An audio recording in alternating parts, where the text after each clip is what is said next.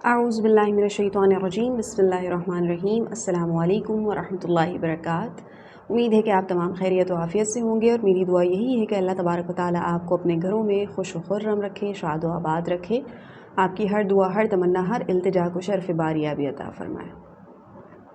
آج جس موضوع کے ساتھ آپ کے سامنے حاضر خدمت ہوئی ہوں، کہیں نہ کہیں اس فعل کا، اس عمل کا شکار، اس عادت، اس خصلت کا شکار ہم سبھی ہو جایا کرتے ہیں اپنی اپنی زندگیوں میں،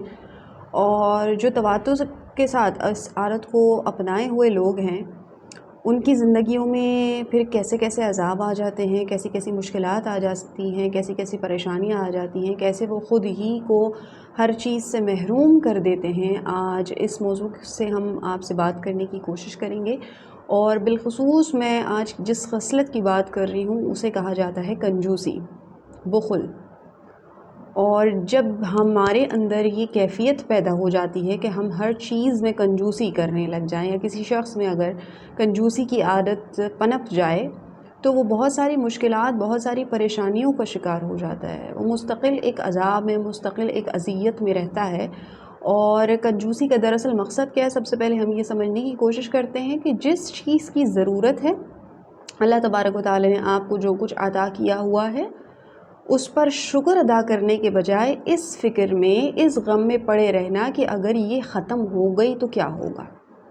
اسے کنجوسی کہا جاتا ہے۔ اور اس ڈر سے، اس خوف سے چیزوں کا استعمال، مال و دولت کا استعمال، وقت کا استعمال، رشتوں کا استعمال کیا ہی نہ جائے، اسے کنجوسی کہا جاتا ہے۔ کنجوس شخص جو ہوتا ہے اس کی عادتیں ہوتی ہیں لوگوں میں اٹھنے بیٹھنے کی، اور وہ اپنی عادتوں سے، اپنی باتوں سے اپنی پہچان کرا دیتا ہے معاشرے میں، اپنے خاندان میں، اپنے عزیز و اقربا میں، کہ ہاں میں کنجوس ہوں۔ اور کیا کنجوس شخصیت جو ہوتی ہے، جو لوگ کنجوسی کو ملحوظ خاطر رکھتے ہیں، کنجوسی اپنائے رہتے ہیں، سب سے پہلے وہ جن جن لعنتوں میں پھر گھرے رہتے ہیں، ان کی کچھ حوالے سے ذکر کرنا چاہوں گی یہاں پر، کہ جو شخص کنجوس ہوتا ہے وہ ہر وقت دوسروں کے سامنے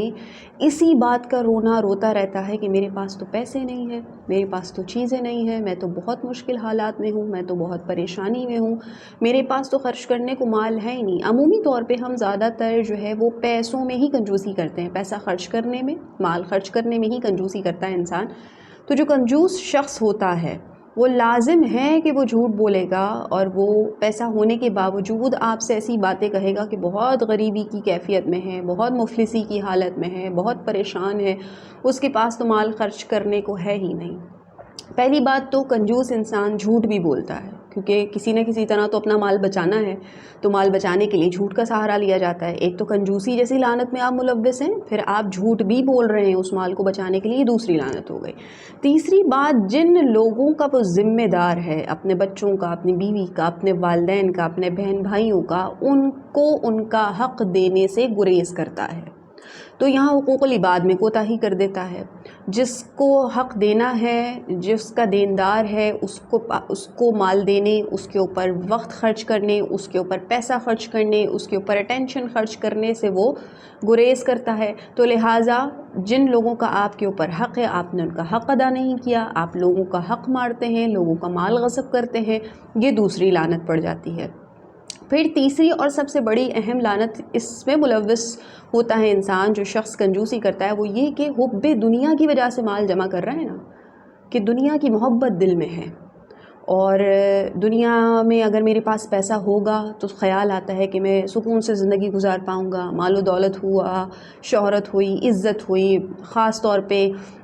جتنی بھی مادی چیزیں ہیں، گھر ہوا، گاڑی ہوئی، بینک بیلنس ہوا، تو میری زندگی آسان ہوگی۔ تو حب دنیا میں پڑ جاتا ہے، اللہ تبارک و تعالیٰ پر سے بھروسہ ختم ہو جاتا ہے، کیونکہ چیزوں پر بھروسہ کرنے لگ جاتا ہے نا، چیز ختم ہو گئی تو کل کیا ہوگا، اسی وجہ سے ذخیرہ اندوزی بھی کر رہا ہوتا ہے، اللہ تبارک و تعالیٰ سے بھروسہ بھی نہیں کرتا، اللہ تبارک و تعالیٰ پر بھروسہ بھی نہیں کرتا، اللہ تبارک و تعالیٰ سے اچھے کی امید بھی نہیں رکھتا، اور کہیں نہ کہیں یہ خیال پیدا ہو جاتا ہے کہ جو کچھ بھی مال و دولت میرے پاس ہے، یہ میں نے اپنی محنت سے کمائی ہے، تو کہیں نہ کہیں کسی حد تک اس کے اندر خود پرستی بھی آ جاتی ہے۔ تو عزیزان من، ایک ایسی بری عادت جو معاشرتی طور پہ، انفرادی طور پہ ہمارے اندر نہیں ہونی چاہیے، کنجوسی کی، بخل کی عادت کی وجہ سے اور اس کو مینٹین رکھنے کی وجہ سے ہم کتنے سارے گناہوں میں ملوث ہو جاتے ہیں۔ ہم جھوٹ بھی بولنا شروع کر دیتے ہیں، ہم حقداروں کو حق بھی نہیں دے رہے ہوتے، ہمارا بھروسہ اللہ پر سے بھی ختم ہو جاتا ہے اور خود پسندی کی عادت میں بھی ہم چلے جاتے ہیں۔ جبکہ اگر ایک طرح سے اس کا علاج کیا جائے تو یہ ہی خصلت آپ کے لیے خوبی بن سکتی ہے، اور وہ یہ کہ جو کنجوس انسان ہوتا ہے وہ ہر چیز بچا کر رکھتا ہے۔ یہی کنجوسی کی علامت ہے نا، اس نے پیسہ بچا کے رکھنا ہے، اس نے چیزیں بچا کے رکھنی، اس سے خرچ نہیں کرنا۔ پہلے تو وہ اتنا حد تک کنجوس ہو جاتا ہے کہ اپنے بیوی بچوں پہ، اپنے والدین پہ، اپنے بہن بھائیوں پہ، کسی پہ کچھ مال دولت، وقت، محبت، رشتے کا احترام کچھ بھی خرچ نہیں کر رہا۔ پھر اس کی کنجوسی جب حد سے تجاوز کر جاتی ہے تو وہ اپنے اوپر بھی خرچ کرنا چھوڑ دیتا ہے۔ وہ سوچتا ہے آج نہیں کروں گا، یہ چھوٹی مشکلیں گزر جائے گی، کل کر لوں گا۔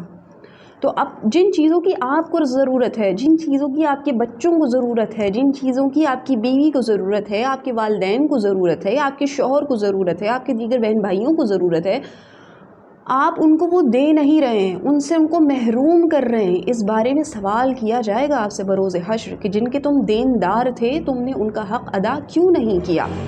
اب اسی خصلت کو خوبی میں کیسے تبدیل کیا جائے، اسی بری عادت کو اچھائی میں تبدیل کیسے کیا جائے؟ تو بھائی جمع کرنے کے تو آپ شوقین ہیں، یا یوں کہہ لیجئے کہ اسی عادت کا علاج کیسے کیا جائے؟ تو جمع کرنے کے تو آپ شوقین ہیں، آپ کو ہر چیز جمع کر کے سنبھال کے رکھنی ہے، استعمال نہیں کرنی۔ تو اگر جمع کرنے کا شوق ہے تو روپیہ پیسہ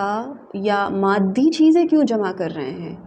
کیونکہ ہم نے ساری زندگی تو اس دنیا میں رہنا ہے، لیکن موت کے بعد تو اس دنیا سے چلے جانا ہے نا۔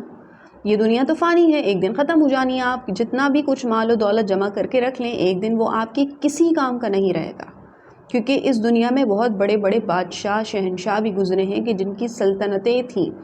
وہ بھی جب اس دنیا سے گئے تو خالی ہاتھ گئے ہیں، ایک کفن میں لپٹ کر گئے ہیں۔ تو ہم جتنا بھی کچھ دنیا کا مال و متاع جمع کرتے ہیں، ہماری موت کے بعد وہ سب کچھ دھرا کا دھرا رہ جاتا ہے، ہمارے جو لواحقین ہوتے ہیں ان میں تقسیم کر دیا جاتا ہے۔ تو لہٰذا جمع کس کے لیے کر رہے ہیں؟ ہمارے تو کام آئے گا نہیں۔ تو جمع کرنے کی اگر عادت ہے ہی تو اس جمع کرنے کی عادت کو پازیٹیوٹی میں ہم اس طرح کنورٹ کر سکتے ہیں کہ اگر جمع ہی کرنا ہے تو نیک اعمال جمع کیجئے۔ کچھ جمع ہی کرنا ہے، کسی چیز میں کنجوسی کرنی ہی ہے تو اللہ تبارک و تعالیٰ کو راضی کرنے کی کوشش کیجئے۔ جنت میں جانے کے لیے ہمیں اپنے گناہوں کو، اپنے غصے کو، غیبت کی عادت کو، جھوٹ بولنے کی عادت کو، چوری کی عادت کو، جتنی برائیاں ہیں ان کو ایک ساتھ جمع کر کے اپنی زندگی کے ایک ڈسٹ بن میں ڈال دیجئے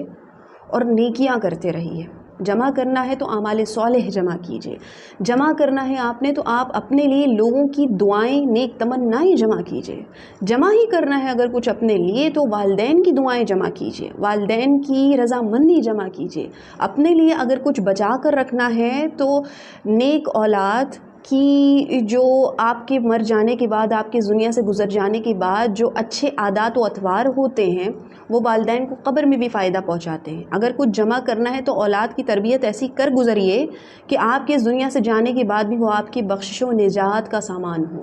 اگر کچھ جمع ہی کرنا ہے تو لوگوں کے دلوں میں اپنی محبتیں جمع کیجئے۔ کچھ جمع ہی کرنا ہے تو آپ کے اس دنیا سے گزر جانے کے بعد لوگوں کے دلوں میں اپنے لیے اچھے جذبات جمع کیجئے۔ یہ وہ چیزیں ہیں جو دنیا سے جانے کے بعد ہمیں فائدہ پہنچائیں گی، اور یہ جمع کیا ہوا ہمیں واقعی کام آئے گا۔ مال، دولت، گھر، عزت، شہرت، پیسہ، یہ اللہ تبارک و تعالیٰ نے سب کو ان کی حیثیت، سب کو ان کی قسمت کے مطابق عطا فرما دیا ہے۔ یہ اللہ کی تقسیم ہے، کوئی بہت امیر ہے، کوئی بہت غریب ہے۔ ہم اس پر کچھ ججمنٹ پاس نہیں کر سکتے، یہ اللہ کی مرضی ہے، اللہ نے کس کو کتنا نوازا ہے۔ لیکن ہمیں جو نعمتیں دی ہیں، اگر ہم ان نعمتوں کو نہیں برتیں گے، ان نعمتوں کو جمع کر کے رکھیں گے کل کی فکر میں، تو یہ نعمتیں ہمارے کام بھی نہیں آئیں گی، اور ان کے بارے میں ہم سے سوال کیا جائے گا کہ جب تمہیں نعمتیں دی گئی تھیں تو ان کا استعمال کیوں نہیں کیا؟ اور پھر اسی وجہ سے، استعمال نہ کرنے کی وجہ سے ہمارا اللہ پر سے بھروسہ ختم ہو جاتا ہے۔ ہم مادی چیزوں پر یقین رکھنے لگتے ہیں کہ اگر یہ کل ختم ہو گئی تو کل ہم کیا کریں گے۔ جس رب نے آج ہمیں نعمتیں دی ہیں وہی رب قادر مطلق ہے ہمیں کل بھی نعمتیں دینے کے لیے، لیکن ہم اس سوچ سے عاری ہو جاتے ہیں اپنی اسی کنجوسی اور بخل کی وجہ سے۔ رسول اللہ صلی اللہ علیہ وآلہ وسلم کا ارشاد گرامی ہے کہ جو شخص کنجوس ہوتا ہے، کنجوسی کی عادت کو اپنائے ہوئے ہوتا ہے، وہ لوگوں سے دور ہوتا ہے، اللہ تبارک و تعالیٰ سے دور ہوتا ہے اور جنت سے بھی دور ہوتا ہے، لیکن دوزخ سے قریب ہوتا ہے۔ پھر حدیث مبارکہ کا اگلا حصہ جو آقا کریم صلی اللہ علیہ وآلہ وسلم نے فرمایا، اس کے بالکل برعکس جو سخی ہوتا ہے، جو سخاوت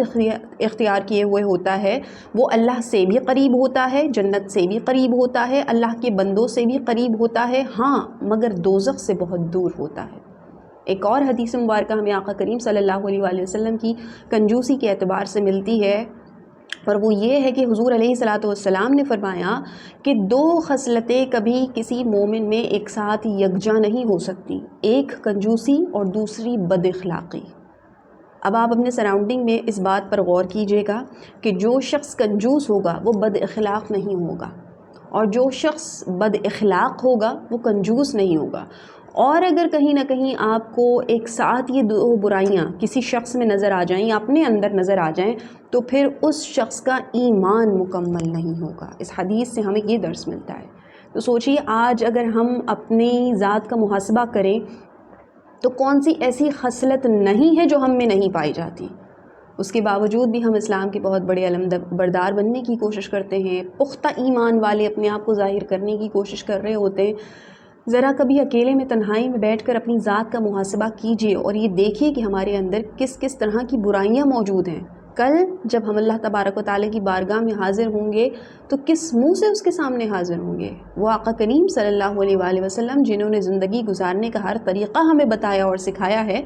جب ان کے سامنے روبرو پیش کیے جائیں گے تو کس حیثیت سے ہم ان سے نظریں ملانے کے قابل رہیں گے؟ ہمارے اندر جھوٹ بولنے کی عادت بھی ہے، ہمارے اندر اللہ تبارک و تعالیٰ پر بھروسہ کرنے کی توفیق بھی نہیں ہے، ہمارے اندر مال جمع کرنے کی خصلت بھی موجود ہے، ہمارے اندر کنجوسی بھی ہے، ہمارے اندر بخل بھی ہے، ہم جھوٹ بھی بولتے ہیں لوگوں سے۔ تو ہم کس منہ سے حضور علیہ السلام کی بارگاہ میں پیش ہوں گے؟ کس منہ سے اللہ تبارک و تعالیٰ کی بارگاہ میں پیش ہو کر اپنے اعمال صالحہ پیش کرنے کی کوشش کریں گے؟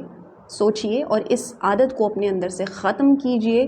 سخاوت کو اپنے اندر پیدا کیجئے کہ اللہ تبارک و تعالیٰ کو دینے والے لوگ